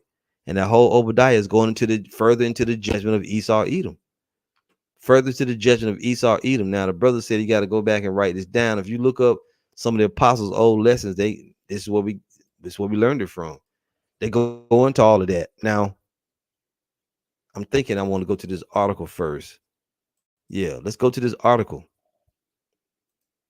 And Salakia, I know it's lengthy, but I mean, hey, that's probably why I didn't bring this lesson out before now, because I knew it was gonna be lengthy. Sometimes you get lazy. All right, so this is an article that I had looked up, Biblical Archaeology Society, right? And I'm gonna close some of these windows. Let's close that. Let's close that. Close that one. So it says, who is Satan? Let's read it. It says the many forms of the devil in the Bible, from the most comical of cartoons to the most grotesque of gargoyles. The majority of the population today can immediately recognize an image of the devil. But does our modern conception of Satan have any resemblance to the devil in the Bible? Just who is Satan? Is this horned, red-skinned monster with a pitchfork ruling hell truly the great enemy of God envisioned by the writers of biblical texts? Wait a minute. The writers of biblical texts never described him that way. The short answer is no, not really.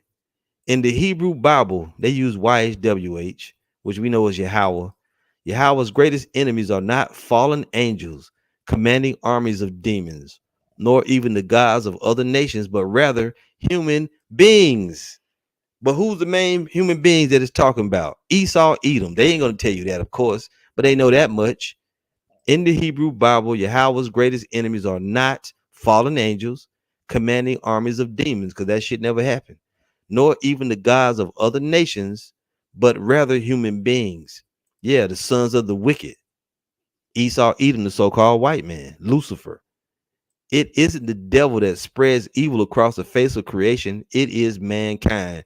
And you know how these devils do. They love to say it's mankind. But who's the number one man in mankind spreading evil?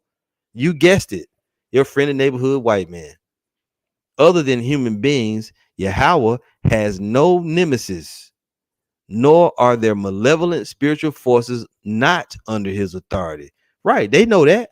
They know the Most High control all the angels, all the good and the evil. Read that again. Other than human beings, Yahweh has no nemesis. Nemesis is enemy. Can a brother give me the definition of nemesis? This word right here.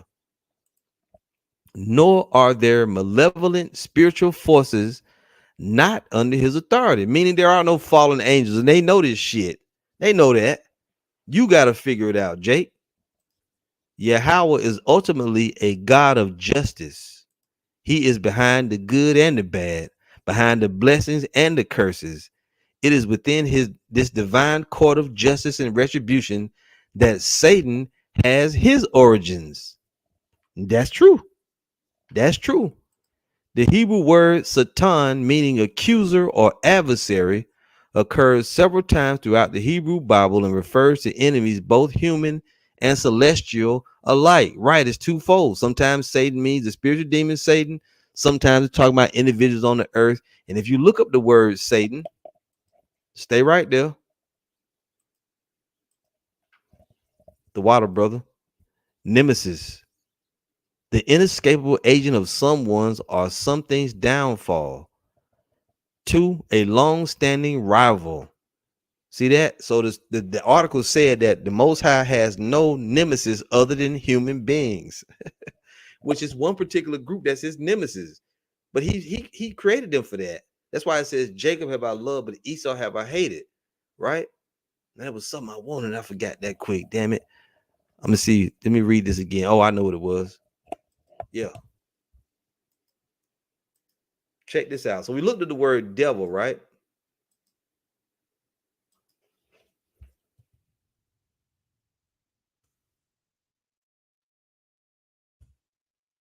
And the brother give me that scripture from the Apocrypha that says, when the ungodly curses Satan, please give me that one. This right here is 2 Thessalonians 2 and verse, we see we're going to start at verse 8 real quick, just briefly. It says, and then shall that wicked be revealed. You see that capital W? The wicked is Esau, Edom, the so-called white man. Then shall that wicked be revealed, whom the Lord shall consume with the spirit of his mouth. The spirit of the Lord's mouth is consuming these devils through the Holy Spirit, right? And shall destroy with the brightness of his coming. That's going to be when the chariots come, the brightness. Even him whose coming is after the working of Satan. It ain't Satan himself. His coming is after the working of Satan. Now, these devils in the church, they'll tell you, that's talking about the Antichrist, brother. It's because the Antichrist is going to come. He's going to bring, shut up. You already here. Antichrist really just means against the anointed. That's all it means. Anybody can be an Antichrist. It's not no one guy coming. It's a whole group of them. Lucifer is the Antichrist, which Lucifer is what? The upper echelon of the so-called white man, which is Esau, Edom, the illuminated ones. GMS in the Truth of Orlando, Ecclesiastes 21:27. When the ungodly curses Satan, he curses his own soul. See, these devils, they're ungodly without the Most High. They're estranged from the womb. They're the ones they're coming after the working of Satan, their own soul. Even him whose coming is after the working of Satan with all power and signs and lying wonders. This nigga's spiritual power is lying, deception, and with all deceivableness of unrighteousness in them that perish, because they received not the love of the truth, that they might be saved. And for this cause the Most High shall send them strong delusion, that they should believe a lie. Different Jakes like Ivan, what's his dude name? Ivan the evangelist, and these different black Christians, you niggas that go to them churches, the Most High put that strong delusion on you, that they all might be damned who believe not the truth, but have pleasure in unrighteousness. And that's gonna be your lot. You ain't gonna believe what we saying. So back in verse 9, it says, even him whose coming is after the working of Satan. Check this out. You look up the word Satan right here. Just like the article telling you, the word is Satanas in the Greek. Look what it says. We'll play it too. Strong's G 4567, Satanas. Satanas. Thayer's Lexicon, Satan. Satan. So here it says adversary, one who opposes another in purpose or act. The name given to, then it goes into, all the stuff with this prince of the evil spirits, which that's true. But look down here in definition B, a Satan-like man, right? If you do the works of him, what are you? You're a devil. You're Satan. That's why sometimes we'll say so-called white man is the devil, right? The devil shall cast some of you into prison. Here it says Satan, a Satan-like man. He whose coming is after the working of Satan, a Satan-like man. Here it says the accuser, the devil, Satan.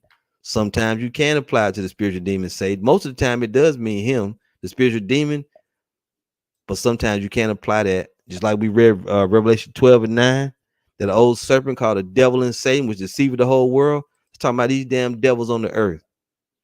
Here, same thing. Even him who's coming is after the working of Satan with all power and signs and lying wonders. A Satan-like man. That's who it is. It's that devil.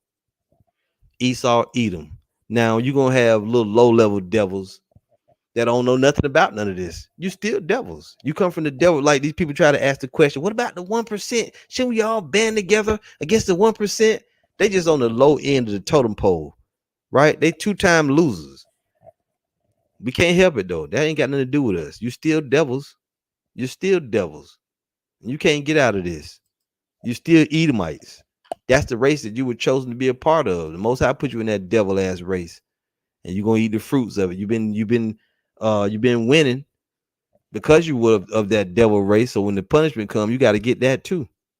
So back in the article, the Hebrew word Satan, meaning accuser or adversary, occurs several times throughout the Hebrew Bible and refers to the enemies, both human and celestial alike.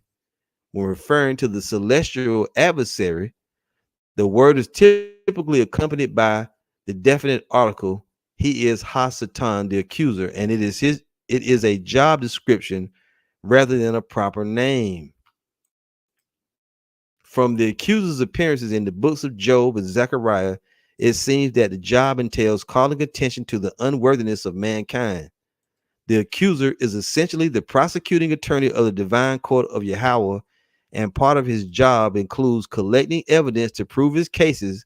With this bit of knowledge in mind, it isn't difficult to envision the various outcries against sin, such as against Sodom and Gomorrah, as the voice of the accuser. You can just take that with a grain of salt. Don't even really even matter. So you can see the article, and then it goes into a little more here. Hold on, brothers. Damn natted here. So yeah, they start going off a little bit. I mean, it's interesting, but at the same time, they start going off. It's a long article. I'll put up a link to it if anybody want to go there and check it out. You can do that. I ain't gonna read all this shit.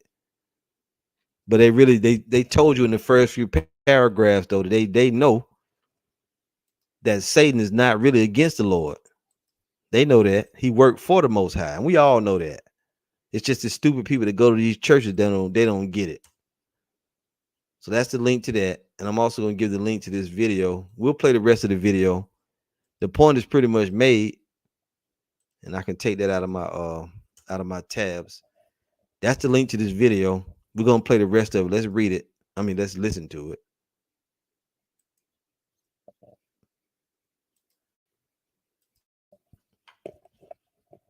Now, this brother on the comment board, servant of Yahweh, says, truthfully, they have the mark of Cain and live up to being a murderer and servant of Satan, which is true.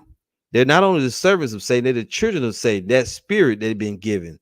Now, Jake get confused when we say they're the children of Satan. Satan never slept with Eve, and then we had one twin was Adam, then not Adam. One twin was Cain, and the other one was Abel. Cain was Satan's son because Eve slept with Satan. No, that's bullshit. That's bullshit. How is a woman gonna be pregnant with two different twins by two different dads? That shit ain't true. Just like with Jacob and Esau, two manner of people shall be separated from their bowels. One people shall be stronger than the other people, right? That's all it meant. They had different spirits about them. Different spirits. Jake get confused. This one dude made this video about Esau. This nigga was going off. Talk about Satan's seed was in Eve.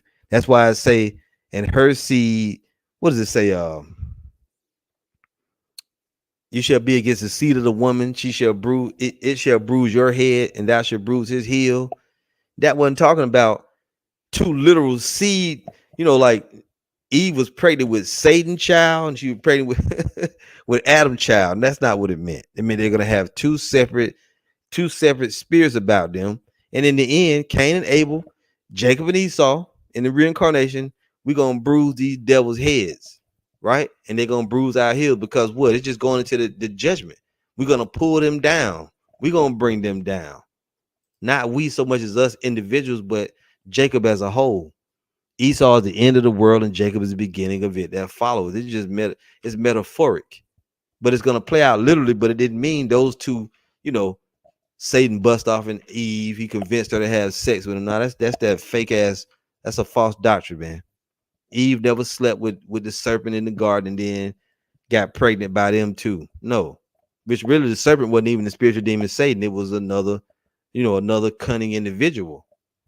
Anyway, let's listen to more of this. We'll go back a little bit, and if we see something interesting, we'll stop it and we'll bring more scripts out. Check it out. Without it. Another reason I target black people is because they're strong mentally and physically. If black men were to ever find their identity in Christ, I'd be in trouble. So What is our identity? You can't tell us, Ivan? We the Israelites, man. try my best to destroy the black family structure and keep black men away from his family and the church. Who did you use to do it? You used the Edomites to do it. You ain't gonna never hear them say that though. He don't even mention what the white man did wrong. They ain't gonna never mention that. But that's the whole problem what we got with fucking no nuts, no balls ass Christianity. Drugs and incarceration are a couple of my more popular means. Yeah, but you didn't use the middleman to make the war on drugs and to bring the drugs into this neighborhood so that we could be inflicted with it. You didn't use a middleman. What people did you use to do it? He ain't gonna never tell you that. Without the head of the household present, I can become the head and influence the children without too much resistance. So you mean to tell me that your policies are intentionally racist against black people? Racist? This has got to be the best law I've ever come up with. Now, I can't believe that humans still believe there are different races. But to answer your question, yes, it has always been my policy to target and isolate a group of people. He just went off. He says he can't believe that people still believe that there are races. Let's go back. Wait a minute. It's black people. Racist? This has got to be the best law I've ever come up with. Now, I can't believe that humans still believe there are different races. Well, there are different races. You didn't know that? See, this that new world order shit. Trying to make you think we all one people. We ain't all one people. See, it's just one race, brother. That's the human race. That's bullshit. That's complete madness. Hold up.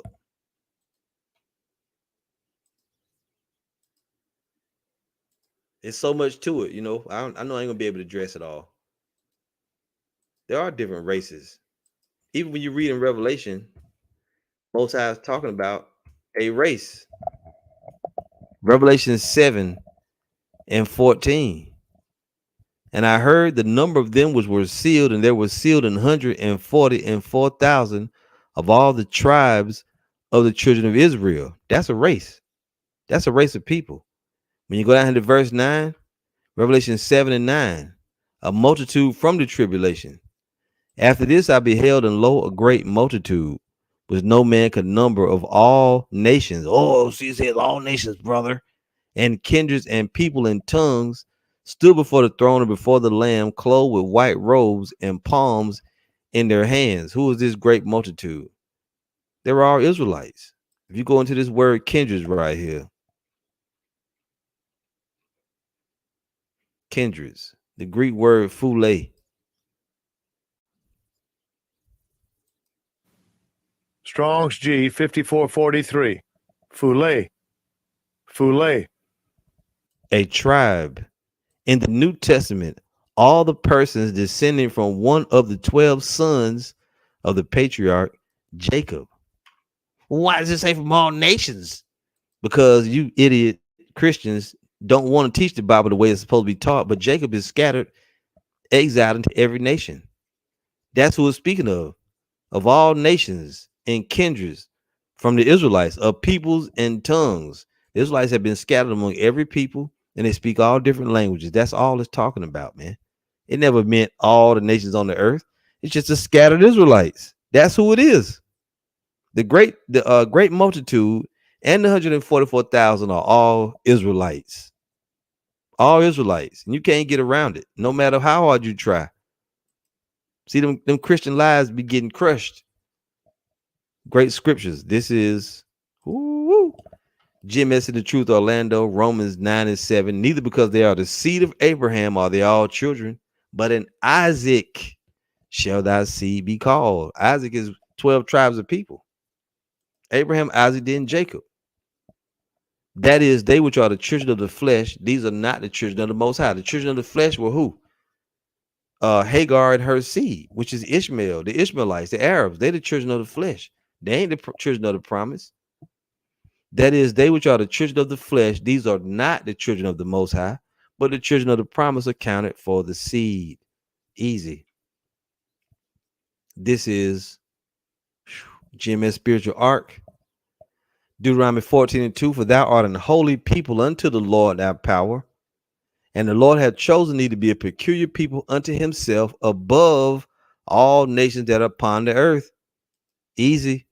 Isaiah 40:15, behold, the nations, which are what are nations? Races, are as a drop of a bucket and are counted as the small dust of the balance. Behold, he taketh up the isles as a very little thing. All nations are before him as nothing, and they are counted to him less than nothing and vanity. Hawashai, Nawana, Deuteronomy 32:8. When the Most High divided the nations their inheritance, he separated the sons of Adam. When he separated the sons of Adam, he set the bounds of the people according to the number of the children of Israel. For the Lord's portion is his people. Jacob, Yaquab, is a lot of his inheritance. There it is. Servant of Yahweh, Psalms 147 and 19, excuse me. He showeth his word unto Jacob, his statutes and his judgments unto Israel. He hath not dealt so with any nation. And as for his judgments, they have not known them. Praise ye Yahweh by Hashem, Yahweh Shai. And of course, the brother got 2nd Ezra 6. We can go on and on with that. On and on. There's one more great one. Servant of Yahweh, Isaiah 60:12. For the nation and kingdom, the race, nationality, and kingdom that will not serve thee shall perish. Yeah, those nations, those races shall be utterly wasted. You're going to be slaves. You're going to be working. You're going to be picking tea leaves. Y'all know so-called Negroes. We love sweet tea. All kind of tea. Green tea, sweet tea, black tea, orange tea, brown, right? All kinds of tea. You're going to be working. You're going to be picking a lot of tea leaves. A lot of tea leaves. You're going to be picking cotton too. All that. Get to work. Let's play the rest of this madness. I'm going to let it play on out. But to answer your question, yes, it has always been my policy to target and isolate a group of people. And out of all my strategies, this skin color thing has worked the best. I definitely want to keep white people and black people separated. Only time he's fucking mentioned white people. See that? So he said, so what about all the lynchings and shit they was doing to us? Did you use them for that? You never. That's the whole problem with black Christians. You never want to incriminate the fucking devil, man. After all that shit they done did.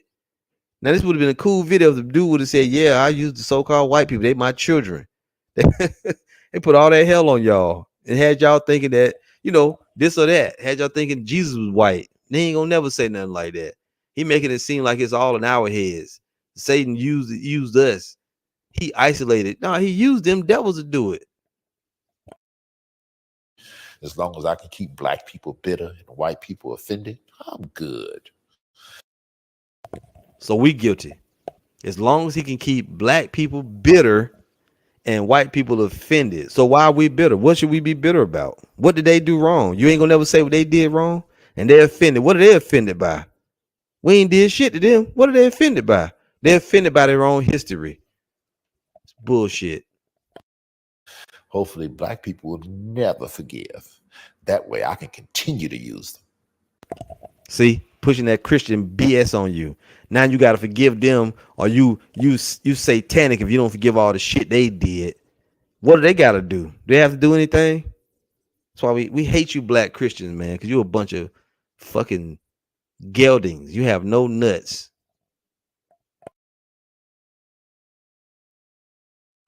And out of all my strategies, this skin color thing is worth the best. I definitely want to keep white people and black people separated. As long as I can keep black people defended, So he says he want to keep black people and white people separated. So if you don't want to come together with them, they're pushing that agenda on you. If you don't want to come together with them, that means you're being satanic. You got to come together. That's that goddamn New World Order doctrine, boy. Pushing that shit on you, trying to make you feel guilty for being mad at the devil, at the devils on earth. good. Hopefully, black people will never forgive. That way, I can continue to use them. Okay. My question is, what role, if any, does your administration play in this black on black crime epidemic? Well, as great as my administration is, we can't take all the credit for this. Black people help us tremendously. By aborting so many of their babies, they allow us to bring death to their communities. As the Bible says, they sow the wind and reap a whirlwind. When implementing all of these policies, do you ever face any resistance or pushback? And if so, from who? One group in particular try to oppose every policy I try to implement. I would be so much further along in my agenda if it wasn't for them. Really? So what group is that? Those pesky, born again Jesus followers. They're a real thorn in my side. No, they're not. They help you, nigga. They help you because they teach that the law was done away with. You can eat whatever you want. You can do whatever you want. See, this is bullshit. Biased ass video. Really? So what group is that? Those pesky, born again Jesus followers. They're a real thorn in my side. Every generation, they come together and try to dismantle one of my signature policies. Now, I've convinced half of the world that Jesus didn't exist and the other half that he wasn't divine. But I can't seem to convince them. They seem hell-bent on telling everybody about him and spreading his message. Some of them believe he's coming to unseat me in this generation. Crazy, huh? I'll tell you, those idiots are really messing with my legacy. So Lucifer, how does that make you feel when us idiots say that Jesus possibly could be coming back in this generation to unseat you? Just shows you right there he doesn't know anything. He calling him Lucifer. If the dude really had the spirit, he would understand that Lucifer is not the spiritual demon Satan, which is what we've been going into all the evening. It's only about 2 minutes left. Let's listen to the rest. Y'all been saying that for centuries. I just use it as motivation to get as much of my agenda pushed through and deceive as many people as possible before he returns. I think I've done pretty well. My record speaks for itself. About 150,000 people die each day, and most of them don't know Jesus. 150,000 people. Whew. Well, you know what? This concludes our interview. I want to say thank you for open, honest, pretty frank discussion with me. Is there any last words you would like to leave with our viewing audience? Yes.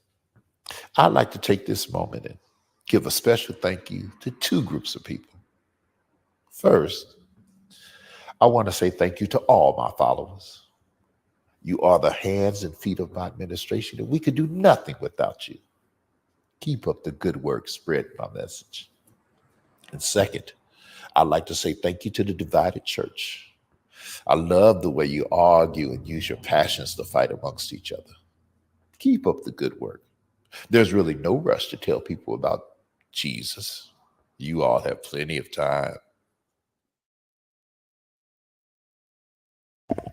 Then look at this bullshit. Then war broke out in heaven.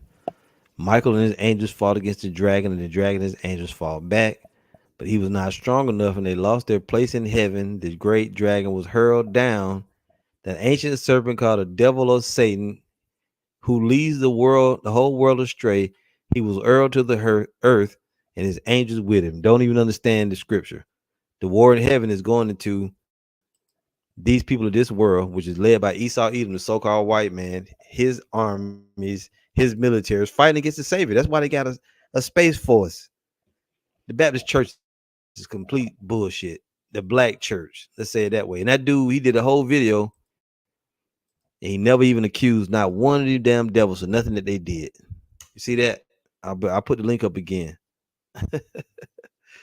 It's all good, man. So, Lord willing, that was edifying. You brothers got something out of it, that you understand, right? And I know y'all do understand. I'm just saying that the people back there that are new to the truth or whatever, you got to realize that the spiritual demon Satan is not referred to in the Bible as Lucifer. Lucifer is a group of people. It is the top of the Edomites, the so-called white man Esau. They're the illuminated ones, the Illuminati, the keepers of the light bearers, or whatever you call them. That's the leadership or the rulers of the Edomites. And then there are people that's mentioned along with them too in Isaiah 14. So don't get tripped up by that. So that's it. All right. Yeah. And this also proves it. Satan is an angel of the Heavenly Father, and he does the work on the left-hand side that the Lord wants him to do. Jimmy, spiritual arc, Job 1:6. There was a day when the sons of the Most High, which are the angels, came to present themselves before the Lord, and Satan came also among them. Why? If he was kicked out of heaven, if he wasn't allowed up there, how did he just show up? Because he was also summoned to go before the Lord. See that? He had no choice. He got to report. If you get summoned by the Most High, you got to report. And the Lord said unto Satan, whence comest thou? Satan, where you been?